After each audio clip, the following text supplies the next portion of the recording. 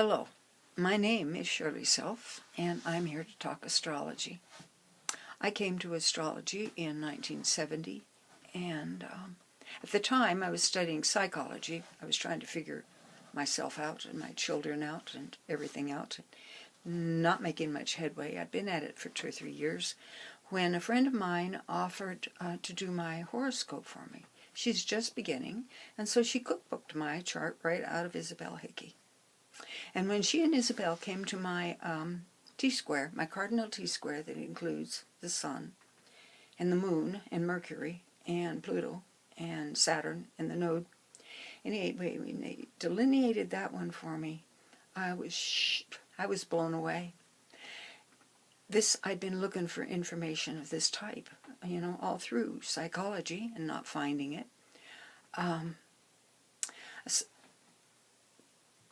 Psychology is fairly iffy as far as I'm concerned, full of labels and not very specific in its delineation of much of anything, where astrology is entirely the opposite. Astrology is very specific. It'll get you down more than the 3rd degree. It'll get you all the way down to the 1st degree. Anyway, astrology is made up of metaphysical understandings, but it's also made up of specific mathematical relationships that have meaning. That's science. Science is full of mathematical relationships that carry meaning, and that's what astrology does.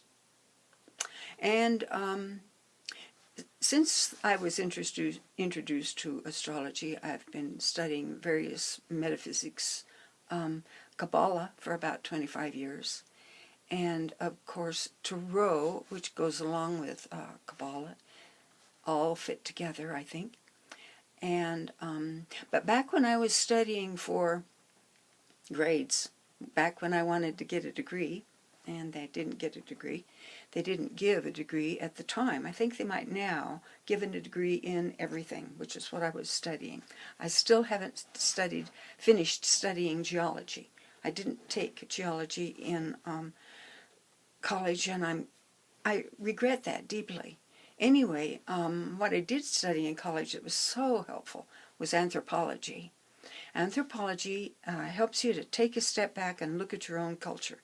It gives you sort of categories. It gives you objectivity. And that's a very, very handy thing if you want to watch people and understand people. And you need to disinvest yourself from over-involvement if you really want to understand people's behavior. You got to watch. You got to use your Aquarius. You got to use your Mercury to good effect. Anyway, in 2001, my friend Dee Davis came to our group and asked for a volunteer to help her demystify this mysterious little book called A Vision by William Butler Yeats. This is the book. And this little book is an astrological mystery which has no astrological key. At least that's the rumor. That's the scuttlebutt on it. Well, I didn't know that at the time, that it had no astrological key to it, and I was willing to use everything I had to bust into it, and so I volunteered on the spot. I've got a Jupiter in Aries in the 3rd house, and so I volunteered on the spot, and 16 years later, I'm still working on this work. That Jupiter in Aries, it can really on the spot. But I do believe I was guided, because I'll tell you, I have had more fun perusing Yeats, reading Yeats, searching out everything he wrote, which I'm sure I haven't done. He wrote volumes and volumes and volumes. He wrote every day. He was one prolific dude. Anyway, he was a metaphysician, and his understanding Yeats has deepened my understanding of Kabbalah, of astrology, of human nature, and of my own self. He's been a challenge to me and an education. And I think where I want to go now is to introduce the source, W.B. Yeats. Okay, here is the horoscope of William Butler Yeats. His information: he was born 13 June 1865 at approximately 10:45 p.m. in Dublin, Ireland. He has a grand trine in air, so convenient for such a communicator. It includes the moon and the sun and Saturn up there in the 8th house. He has 3 planets in their rulership, Mercury, Venus, and Jupiter, and 1 exalted planet, that Saturn up there in Libra. The Saturn is also at 23 in the 24th degree of Libra, and that puts it conjunct Spica Arcturus. 2 of the more benevolent fixed stars. They offer a new direction, a new approach, a different approach to whatever it is you're interested in. And it'll make you successful in war, religion, art.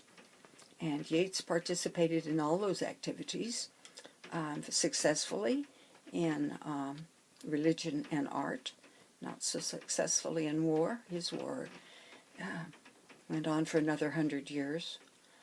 Anyway, he has a stellium in Gemini in the 3rd, 4th, 5th house. He has quintiles, as you would expect from such a creative man, to have the creative 5th harmonic in his chart, and he's got quintiles. The quintile is 72 degrees, division of the 360 by 5, and he's got Sun, quintile Neptune. How handy for a poet. He's got a Saturn quintile Mars, and he's got Venus biquintile Jupiter. The great 2 benefics are connected by this creative aspect. What I find interesting for this forward-thinking man is that he has septiles, and I found 3 of them. Septiles are the 7th harmonic, division of the 360 degrees by 7, which gives you 51.4. Easier to find them if you round it up to 52. Then you just look for a sextile and subtract 8, and there's your septile. Septiles are about this changing zeitgeist, the rising wave of change that is going to bring new things into the culture, into society's understanding. And Yeats has a septile between the moon and Neptune. There's that Neptune again with a creative connection by the lights. He has a septile between Mercury and Neptune. Mercury and Neptune.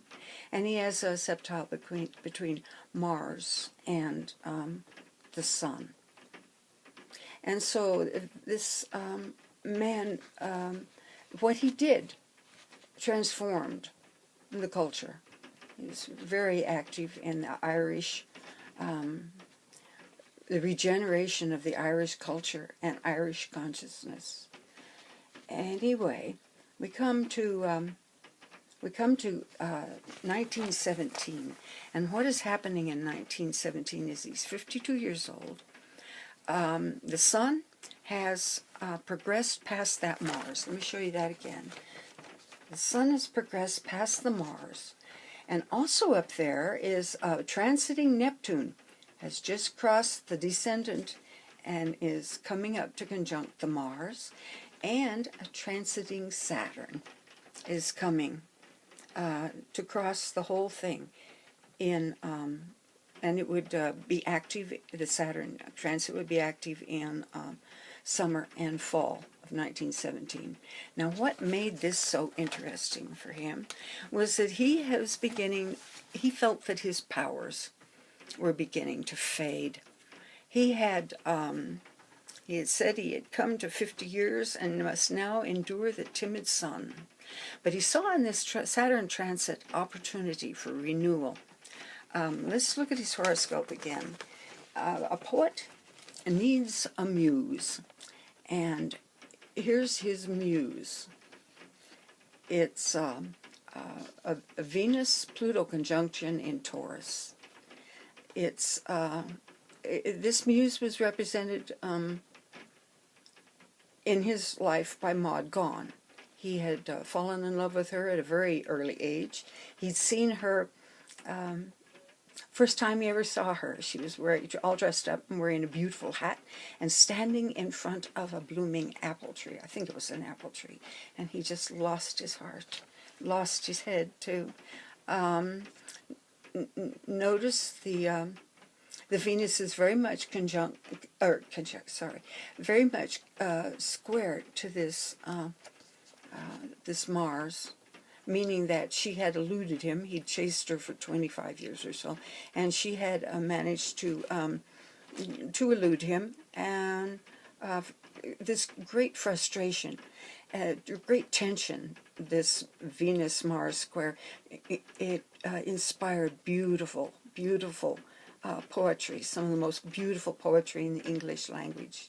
But he was beginning to wear out this inspiration of this muse, and he needed renewal, and he saw it in that Sun, Neptune, Saturn over there activating his Mars.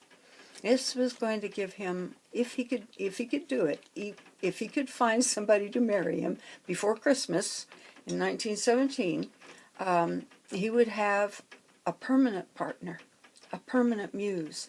Saturn would make would signify the renewal of that sun, of that Venus inspiration. Anyway, so he asked Maud Gonne to marry him, and she said no.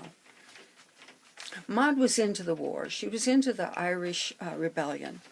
She was an Englishwoman, but a very compassionate Englishwoman who fought hard for Irish independence.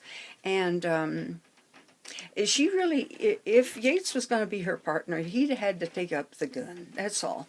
And his weapons were poetry, were words. Virtually words, and it wasn't enough action for her. So when he asked her to marry him in 1917, she said no. And so he asked her daughter, Isolde, to marry him, and she said no. And so he asked Georgie Hidley's Yeats to marry him. Now Georgie had been a friend for about 6 years. He had sponsored her in the Golden Dawn. She was, he was a high initiate in the Golden Dawn, and then she was only one level behind him in 1917. As he said, she is a student of all my subjects, and so he asked her to marry him, and she said yes. What a lucky man. Here's her horoscope. Okay, here we have Georgie Hidley's. Her birth information: she was born 17 October 1892 at 8:25 p.m. in London, England. She was a very good astrologer and rectified her chart herself. Notice that her Sun is conjunct Yeats' Saturn in the 24 degrees Libra. Her Mars is conjunct Yeats' Moon within a degree. Her vertex up there in the 8th house is conjunct Yeats' Sun, and she's quite capable of providing what he needed. She had an obligation, North Node over there in the 6th house, to be of service in a very real way. moon, Venus conjunction in Virgo, that Venus rules that North Node. It is in the 10th house of the public house, the midheaven. And so whatever job she chose was going to be a very public job. And so it was when she married William Butler Yeats. She took such good care of him. She had his back. That's having the back of the partner. She raised his children. She tried to make his Saxon Tower, I think it was Saxon, his Saxon Tower into a home, even though the roof always leaked and the stream nearby always flooded and cut them off from the road. And she channeled the information that empowered Yeats into old age. Notice her Pluto-Neptune conjunction in Gemini over there on the cusp of the 8th house. So they married on October 20th, 1917, and I'll show you the chart of what happened in October 24th on the honeymoon. This event chart is for October 24th, 1917 in Ashford, England, where George and William Butler Yeats were honeymooning. Notice it's evening and the Jupiter is rising. This Jupiter in the 11th degree of Gemini has just crossed Yeats' Mercury and is approaching his Sun. Notice the condition of this Jupiter in Gemini, which is in its detriment and retrograde, and opposite Venus. This is not a happy Jupiter. Yeats was having deep regrets. He was actually changing his mind. He had decided that he'd been a fool to rush into a marriage with a woman who was half his age, a woman he did not love. He was feeling bad. And George had tried so hard to jolly him out of it, to reassure him, to comfort him, and he wasn't having any of it. So she, being a resourceful Scorpio rising, did what anyone with her talents would do. She resorted to divination. Let me read what Yeats wrote about this. This is the back of the book. On the afternoon of October 24th, 1917, 4 days after my marriage, my wife surprised me by attempting automatic writing. She knew how to do automatic writing.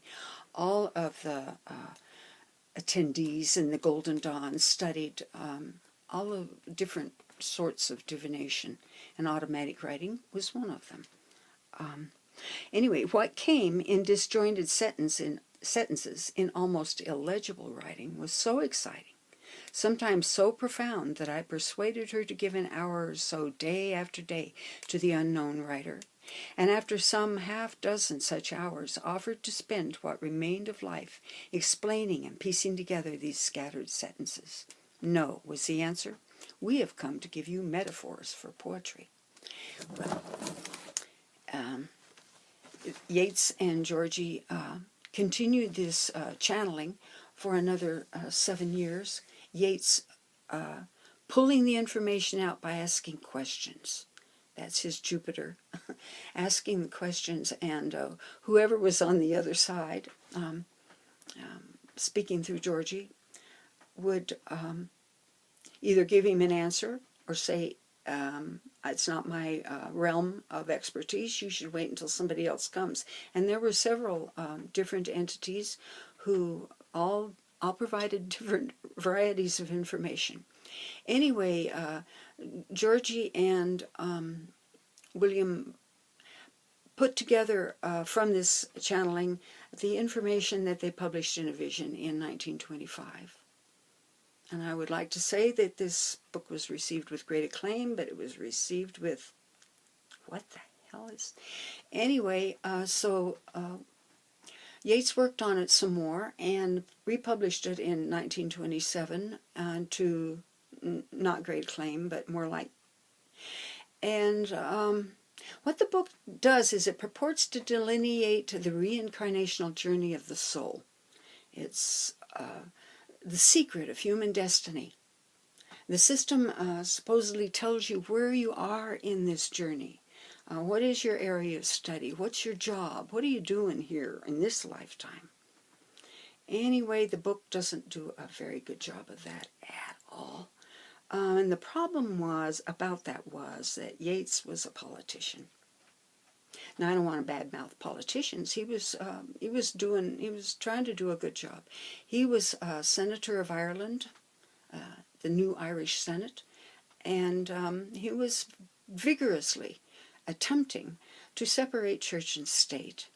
The Catholic Church was very and is very powerful in Ireland, and Yeats was trying to, for instance, get a law so that women could divorce. Anyway, he lost that war, but in the midst of this fight, he didn't feel like he could afford to be called a heretic. Now, the church has maintained for, 1,500 years, that the feminine is evil. Therefore, sex is evil. Therefore, the body's evil. Well, Yeats was a heretic. He believed that sexual desire was the source of love, a source of civilization, virtually. And there was no original sin, only an original objective, and it is the feminine that opens the way, leads the way to that objective. And this is the Lover's card. This is from the Waite deck, and that's what that card is talking about. The logical male half of the brain, the left brain, looks to the subconscious, the right brain, for information, because she's the one that accesses information from the greater reality, or God, or whatever you want to call that. It is the subconscious that is the source of guidance for the logical mind. And here's another card that says a similar thing. This is from the Golden Dawn deck. And this is Perseus saving Andromeda from the dragon. And it is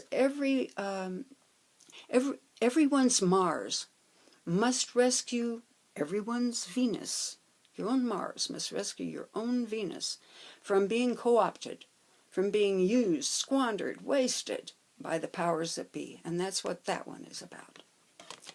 And this one, this illustrations were by Robert Wang, who I will show you this is one of my favorite books.